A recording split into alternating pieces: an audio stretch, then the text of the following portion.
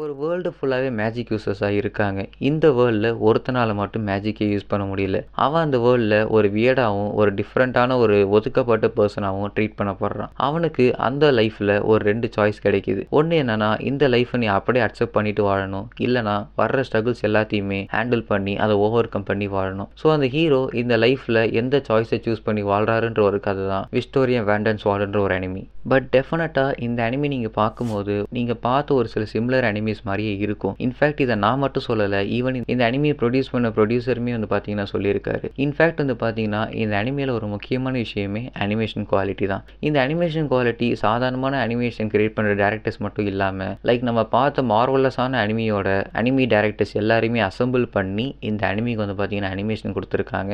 And அது மட்டும் இல்லாமல் இந்த ஸ்டோரியை கிரியேட் பண்ணவர் யாருன்னு கேட்டிங்கன்னா, டான்மாச்சின்ற ஒரு சூப்பரான ஒரு ஸ்டோரியை கிரியேட் பண்ணவர் தான் இந்த விஸ்டோரியா வேண்டன்ஸ்வால்டு அனிமியுமே வந்து பார்த்தீங்கன்னா கிரியேட் பண்ணியிருக்காரு.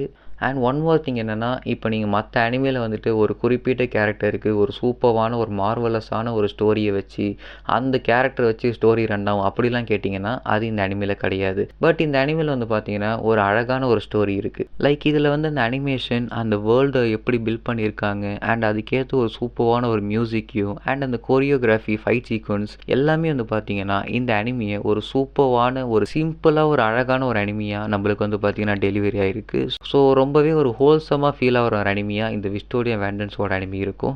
லைக் இந்த ஸ்டோரி எப்படி ஸ்டார்ட் ஆகுதுன்னா, லைக் இப்போ டான்மாச்சியில் வர்ற மாதிரி டஞ்சனில் போய் மான்ஸ்டர்ஸ் கூட ஃபைட் பண்ணுற மாதிரி ஃபஸ்ட்டு ஸ்டார்ட் ஆகுது. அண்ட் வந்து பார்த்தீங்கன்னா நம்ம பிளாக் கிளோவரில் பார்த்த ஆஸ்தா மாதிரி வந்து பார்த்தீங்கன்னா ஹீரோவால் மேஜிக்கே யூஸ் பண்ண முடியலை. அண்ட் நீங்கள் மார்ஷல் அனிமி ஹாரி பாட்டரில் பார்க்குற மாதிரி ஹாக்வர்ட்ஸ் ஸ்கூல் இருக்கும்ல, ஸோ அந்த மாதிரி இங்கே ஒரு ஸ்கூல் இருக்குது. ஸோ இது எல்லாத்தையுமே கம்பைன் பண்ணி தான் வந்து பார்த்தீங்கன்னா இந்த அனிமி இருக்கிற மாதிரி இருக்கும். பட் இதில் வந்து ஒரு யூனிக்கான விஷயங்களும் இருக்குது. ஸோ இந்த ஸ்டோரியில் நம்ம மெயின் கேரக்டர் நேம் என்னன்னு கேட்டிங்கன்னா வில் செர்ஃபோர்ட். ஆல்ரெடி நான் சொன்ன மாதிரி வில் செர்ஃபோர்ட்டால் வந்து பார்த்தீங்கன்னா மேஜிக்கே யூஸ் பண்ண முடியாத ஒரு பர்சன். ஸோ எல்லாராலையுமே வந்துட்டு வியர்டாகவும் ஒரு ஒதுக்கப்பட்ட பர்சனாகவும் ட்ரீட் பண்ணப்படுகிற ஒரு பர்சன். ஸோ மேஜிக்கே வராது இவர் ஏன் வந்துட்டு ஒரு மேஜிக் ஸ்கூலில் போய் சேர்ந்தாருன்ற ஒரு ரீசன் என்னன்னு கேட்டிங்கன்னா, இவரோட ஃப்ரெண்டான எல்ஃபாரியன்ற ஒரு பொண்ணால் தான். இவர் வந்து பார்த்திங்கன்னா ஒரு ஆர்ஃபனில் வளர்ந்த ஒரு பையன்.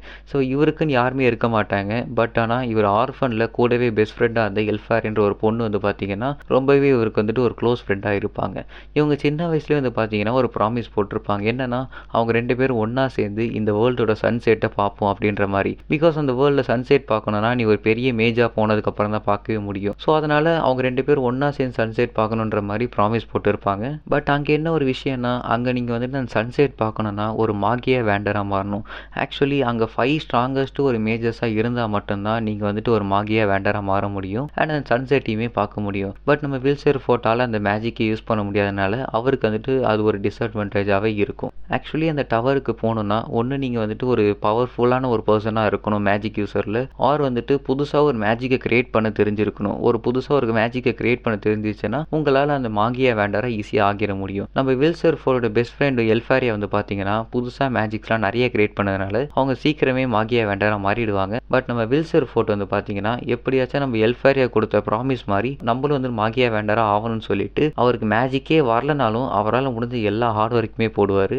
ஆக்சுவலி இந்த மாகியா வேண்டர்ஸ் அந்த ஒரு 5 பேர் எதுக்கு இருக்காங்கன்னா, அந்த வேர்ல்டில் வந்துட்டு ஒரு டார்க்கான விஷயம் இருக்கும், அதை வந்துட்டு கிளியர் பண்ணுறதுக்கு வந்து பார்த்தீங்கன்னா இந்த மாகியா வேண்டர்ஸ் இருப்பாங்க. அது ஏன் அவங்க இருக்காங்கன்றதை நீங்கள் அனிமியை பார்த்து தெரிஞ்சுக்கோங்க. ஸோ இந்த வில்லன் எல்ஃபாரியா இவங்க 2 பேரும் எப்படியாச்சும் மாகியா வேண்டர் ஆகணும். அந்த எல்ஃபாரியான்ற ஒரு பொண்ணு வந்து பார்த்தீங்கன்னா அவங்களுக்கு வந்துட்டு ஸ்ட்ரகிள்ஸே இல்லாமல் அவங்க வந்துட்டு மாகியா வேண்டராக மாறிட்டாங்க. பட் நம்ம வில் செர்ஃபோர்ட்டுக்கு வந்து பார்த்தீங்கன்னா ஏகப்பட்ட ஸ்ட்ரகிள்ஸ் இருக்குது. பிகாஸ் அவரால் மேஜிக் யூஸ் பண்ண முடியாது. ஸோ அதனால் அவர் ரொம்பவே கஷ்டப்பட்டு தான் மாகியா வேண்டர் ஆகணும். ஸோ அங்கே மாகியா வேண்டர் ஆகணும்னா அங்கே அந்த ஹாக்வர்ட்ஸ் ஸ்கூல் மாதிரி சொன்னால, ஸோ அந்த ஸ்கூலில் வந்து பார்த்தீங்கன்னா கிரெடிட் பாயிண்ட்ஸ்னு ஒன்று இருக்கும். லைக் டஞ்சன்ஸில் போயிட்டு மான்ஸ்டர்ஸை கில் பண்ணி அந்த கிரெடிட் பாயிண்ட்ஸ் எடுக்கணும். கிட்டத்தட்ட 12,000 பாயிண்ட்ஸ் கிட்ட எடுத்தால் தான் நீங்கள் வந்து மாகியா வேண்டர் அந்த டவர் கிட்டே ரீச் பண்ண முடியும். பட் ஆனால் நம்ம வில் செர்ஃபோர்ட்டால் அது அவ்வளோ ஈஸியாக எடுத்துட முடியாது. பட் இவர் வந்து பார்த்தீங்கன்னா எப்பயுமே ஒரு ஹார்ட் ஒர்க் போகிறதுல ஒரு முக்கியமான பர்சனாக இருக்கிறதுனால அவர் சின்ன சின்ன டஞ்சன்ஸ்க்குலாம் போயிட்டு எல்லா மான்ஸ்டர்ஸ் கூடயுமே போய் ஃபைட் பண்ணுவார். எப்படின்னா வெறும் அவரோட ஃபிசிக்கல் எபிலிட்டி மட்டும் வச்சு. ஸோ ஃபிசிக்கல் எபிலிட்டி மட்டும் வச்சு ஃபைட் பண்ணதுனால ஃபிசிக்கலாகவே கொஞ்சம் ஸ்ட்ராங்காக இருப்பார். ஸ்வாட் ஸ்கில்லையுமே சரி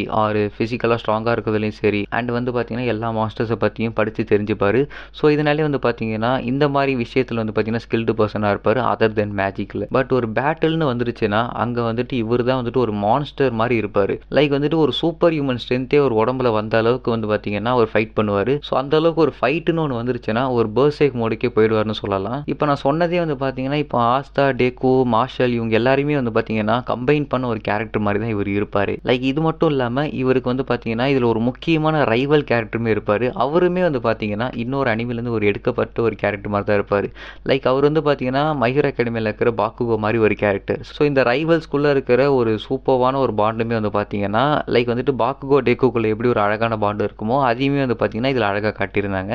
ஆக்சுவலி இந்த ஸ்டோரி எப்படின்னா ஒரு நார்மல் மேஜிக் யூஸ் பண்ண முடியாத ஒருத்தன் மேஜிக் யூஸ் பண்ணுற வேர்ல்டில் பெஸ்ட் ஃப்ரெண்டுக்கு செஞ்சு கொடுத்த ஒரு ப்ராமிஸ்க்காக எவ்வளோ ஹார்ட் ஒர்க் போட்டு அவன் எவ்வளோ ஸ்ட்ரகிள்ஸ் ஓவர் கம் பண்ணி அந்த பெஸ்ட் ஃப்ரெண்டோட லெவலுக்கு ரீச் ஆகணுன்ற ஒரு ஆசையோட ஒரு கனவோட எப்படி வந்து எல்லாத்தையும் ஓவர் கம் பண்ணி போகிறான்றது தான் இந்த அழகான ஸ்டோரியே. எனக்கு இந்த அனிமி பார்க்கும்போது ஒரு எபிசோடுமே எபிசோடு பார்த்த மாதிரியே இல்லை, ஒரு சினிமேட்டிக்காக ஒரு சூப்பரான ஒரு அழகான ஒரு அனிமேஷனில் ஒரு தரமான ஒரு மூவி பார்த்த மாதிரி தான் இருந்துச்சு. ஸோ எனக்கு இந்த அனிமி ஒரு ஹோல்சம்மாக எனக்கு ரொம்ப ஒரு ஃபேவரட்டான ஒரு அனிமியாக இருந்துச்சு. ஸோ கண்டிப்பாக நீங்களும் இந்த அனிமி ட்ரை பண்ணி பாருங்கள். இந்த அனிமி பார்த்துட்டு உங்களுக்கு எப்படி ஃபீல் ஆச்சுன்றதை கமெண்ட் செக்ஷனில் சொல்லுங்கள். அண்ட் இந்த மாதிரி நிறைய வீடியோஸ்க்கு தமிழ் டூ சேனலை சப்ஸ்கிரைப் பண்ணி வச்சுக்கோங்க. அண்ட் அடுத்த வீடியோவில் சந்திக்கிற வரைக்கும் see ya.